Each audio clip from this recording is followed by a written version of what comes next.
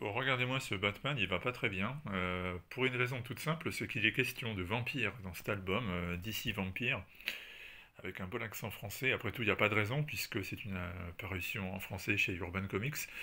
Et nous allons donc retrouver le premier volume d'une histoire très particulière, puisque tous les super-héros de la maison d'édition DC Comics vont se retrouver pris dans une guerre entre l'humanité et les vampires et vont être transformés à leur tour en vampires. Alors, c'est pas la première fois qu'on se retrouve avec une histoire qui plus ou moins nous promet l'apocalypse et la fin du monde.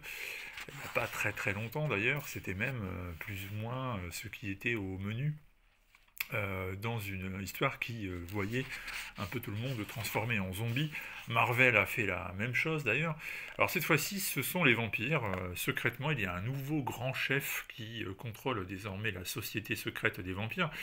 Et son but est de s'emparer de la planète petit à petit. Alors pour y parvenir, c'est très simple, il a déjà commencé à remplacer certains des personnages que nous connaissons tous par des vampires, les autres, leurs alliés, leurs amis ne sont pas au courant. Et du coup, petit à petit, le cheval de Troie fait son effet, et ça permet de mettre la main sur à la fois la société super-héroïque et à la fois le monde, puisque si même la Justice League, qui est composée des plus grands héros de la Terre, ne peut rien faire parce qu'elle a en son sein des infiltrés, eh ben, ça va être bien difficile d'empêcher les vampires d'arriver à leur fin au bout du compte. Alors après ce que je vous ai montré là à l'instant, vous avez compris de qui il s'agit, qui est le premier infiltré qui va se révéler. Alors c'est au tout début d'album, dans les premières pages, donc ce n'est pas vraiment un spoiler qui vous gâchera la surprise. Sachez que Batman, évidemment, comme d'habitude, va être le seul quasiment à se rendre compte qu'il y a quelque chose de louche, et il va tenter à sa manière de mener l'enquête. Vous savez aussi, et là je vous apprends rien, qu'en général quand vous êtes un vampire, vous sortez très peu durant la journée, vous avez tendance à craindre l'eau bénite.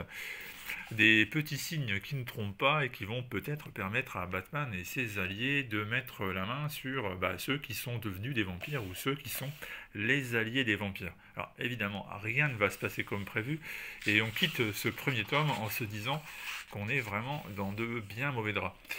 Tout ça, c'est signé James Tynion IV, autrement dit l'un des 2-3 scénaristes qu'on retrouve un peu partout chez DC Comics en ce moment. C'est vraiment quelqu'un qui, en l'espace de 3-4 ans, est devenu incontournable. Et là, il est donc le scénariste de DC Vampire. Et au dessin, si vous êtes habitué à identifier les dessinateurs juste en voyant leurs traits, vous aurez compris qu'on a affaire à Otto Schmidt, qui lui aussi est un artiste qui a le vent en poupe ces dernières années. Il a un style assez particulier, j'ai envie de dire très intéressant, parce qu'il abandonne toute idée de réalisme au profit d'une dynamique très forte. Il aime bien avoir... regardez là par exemple, au niveau des visages, au niveau des corps, il a vraiment une manière particulière de représenter tout ça. Il y a un petit côté cartoon et en même temps il y a un petit côté manga et en même temps il y a un côté furieusement branché et personnel. Alors moi j'aime beaucoup Otto Schmidt, ça collerait pas à tous les récits, on est d'accord, c'est pas quelqu'un que je verrais sur certaines séries, mais là, dans la mesure où il y a quand même beaucoup de scènes d'action limite, ça permet un peu de désamorcer le côté dramatique et ça donne des planches qui sont, ma foi, très efficaces. Donc c'est plutôt une bonne surprise.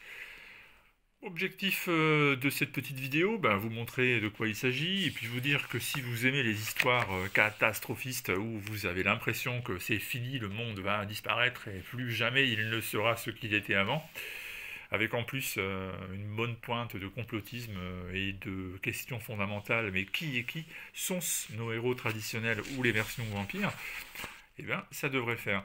Donc vous pouvez y aller, c'est le premier tome, DC Vampire, de James Tynion et Otto Schmidt, c'est sorti donc chez Urban Comics, je vous apprends rien.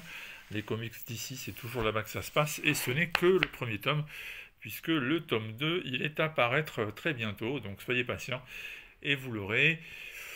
À vous de jouer, moi j'ai un avis, une opinion qui est globalement positive sur cette série. A très vite.